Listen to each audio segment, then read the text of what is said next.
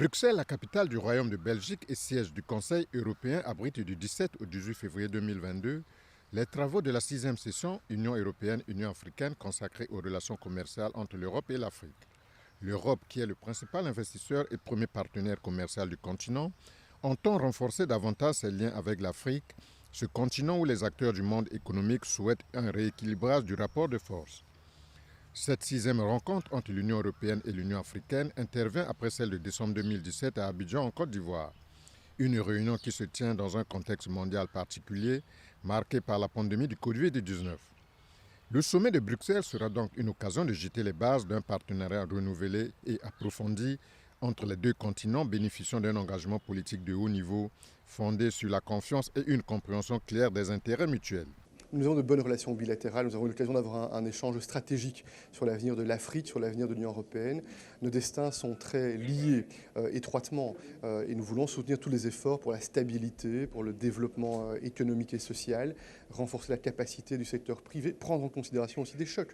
Lorsque les matières premières voient leur cours baisser, ce sont des difficultés pour un certain nombre de pays, ce qui montre à quel point la diversification de l'économie est évidemment un sujet important. Les dirigeants européens et africains devraient renforcer la prospérité, l'objectif étant de lancer des ambitieux projets d'investissement Afrique-Europe en tenant compte des défis mondiaux tels que les changements climatiques et la crise sanitaire. Ils devraient également discuter des outils et solutions permettant de promouvoir la stabilité et la sécurité grâce à une architecture renouvelée pour la paix et la sécurité. Compte tenu des problèmes qui se posent aujourd'hui, il s'agit d'aller vers un réel partenariat et vers la prise de décision. Il s'agit des défis urgents. Je ne parle plus des changements climatiques et du développement économique de l'Afrique tout court. Il s'agit que la volonté politique s'exprime de part et d'autre, que l'on ne parle plus d'aide. C'est comme si c'était unilatéral, comme si l'Europe aidait l'Afrique et l'Afrique n'avait rien à apporter à l'Europe.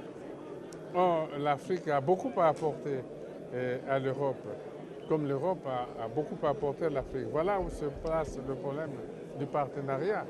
Et lorsque la volonté politique s'exprime de part et d'autre, alors on va vers un partenariat d'égal à égal avec des avantages réciproques.